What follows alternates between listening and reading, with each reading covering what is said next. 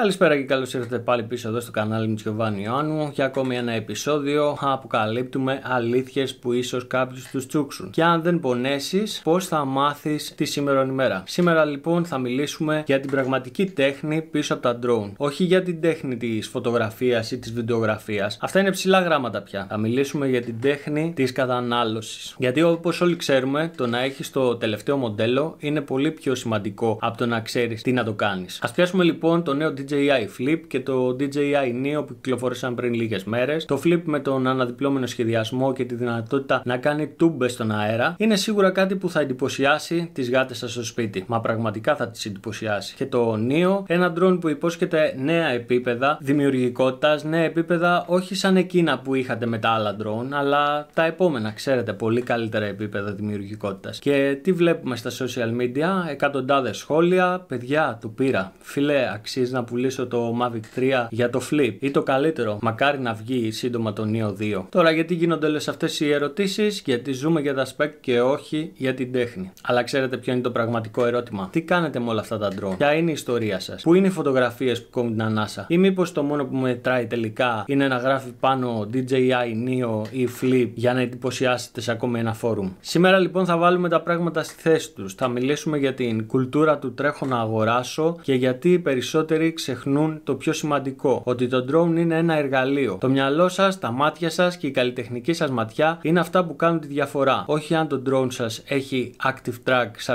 47. Πάμε λοιπόν να βουτήξουμε βαθιά σε αυτή τη συζήτηση. Ετοιμαστείτε για μεγάλες δόσεις αλήθειας. Ξεκινάμε λοιπόν. Ας ξεκινήσουμε με κάτι που όλοι βλέπουμε, αλλά κανείς δεν παραδέχεται. Το marketing έχει κερδίσει πραγματικά. Οι εταιρείες όπως η DJI δεν χρειάζεται να σας πείσουν για την αξία του προϊόντος. Σας έχουν ήδη εκπαιδεύσει να πιστεύετε πως κάθε νέο μοντέλο είναι απαραίτητο. Το DJI Flip και το DJI Neo είναι απλώς τα τελευταία παραδείγματα. Αναδιπλούμενο drone, ναι, εντυπωσιακό. Αλλά γιατί? Θα κάνετε καλύτερα πλάνα ή θα το δείχνετε απλώς στην παρέα σας και θα λέτε κοίτα το Flip κάνει τούμπες? Γιατί το λέω τώρα αυτό? Γιατί βλέπω συνέχεια συζητήσεις στα social media για το hardware, αλλά κανείς δεν μιλάει για τη δημιουργία και ας πούμε τα πράγματα ξεκάθαρα. Κανένα από τα drone δεν κάνει τη δουλειά για εσένα. Και τώρα το μεγάλο ερώτημα. Αφού τρέχετε και αγοράζετε τα νέα drone, τι κάνετε με αυτά? Πού είναι τα πλάνα που κόβουν την ανάσα? Πού είναι τα έργα τέχνης που θα μπορούσαν να φτάσουν δίπλα σε φωτογραφίες διάσημων δημιουργών? Όχι, αντί για αυτό βλέπω συνέχεια βίντεο με πτήσεις πάνω από αυλές. Και μην παρεξηγηθώ, δεν είναι κακό να μαθαίνεις ή να δοκιμάζεις, αλλά όταν ξοδεύεις χιλιάδες ευρώ για το τελευταίο μοντέλο της DJI, ίσως είναι καιρός να δεις αν το χρησιμοποιείς στο έπακρο. Γιατί εγώ, φίλοι μου, ακόμα χρησιμοποιώ το Mini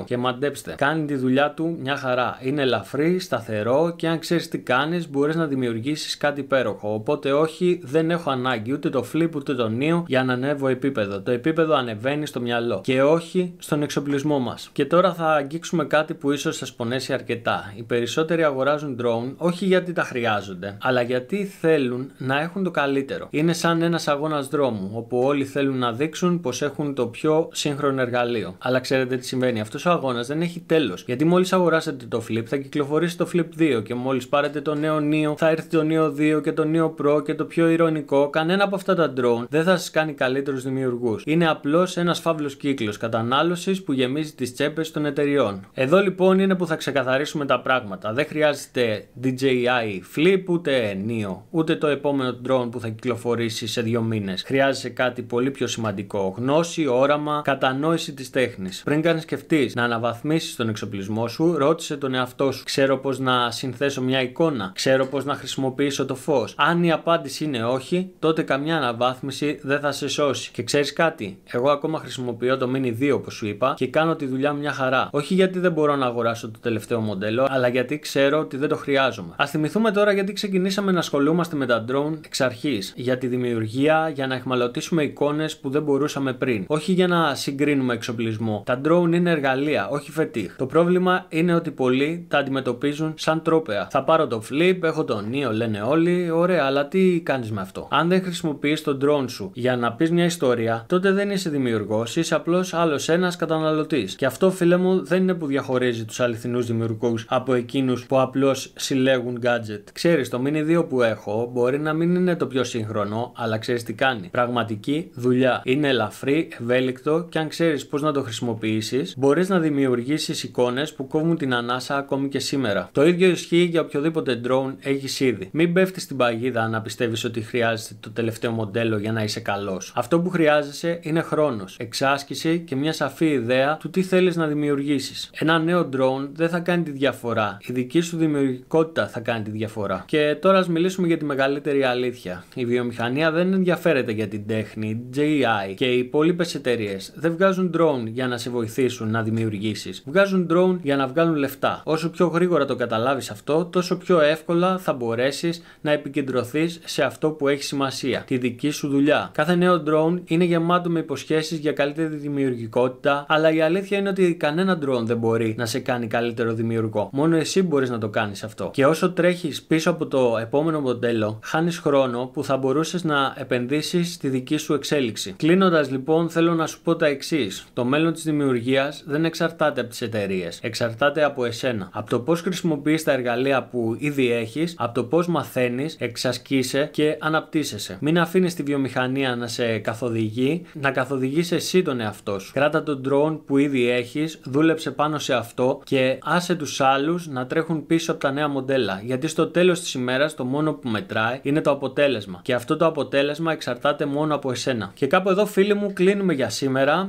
Αλλά μην ανησυχείτε, γιατί το καλύτερο έρχεται σε επόμενα βίντεο. Θα μιλήσουμε για ένα αγαπημένο θέμα, τους επαγγελματίες των drone. Ναι, αυτούς που δηλώνουν master της τέχνης, αλλά η δουλειά τους θυμίζει περισσότερο πλάνα από διαφήμιση με μεζονέτες, να πούμε. Μην ξεχάσετε να κάνετε ένα like και μια εγγραφή στο κανάλι, γιατί κάθε σας κλικ μας φέρνει και πιο κοντά στο να κάνουμε την αλήθεια να ακουστεί. Και για όσους τρέχουν να κάνουν πλούσιες τις εταιρείες αγοράζοντας κάθε νέο drone που κυκλοφορεί, να θυμάστε κάτι. Το μόνο που απογειώνεται είναι τα κέρδη τους. Εσείς μένετε προσγειωμένοι κυριολεκτικά και μεταφορικά. Τα λέμε πολύ σύντομα σε επόμενο βίντεο. Γεια σας.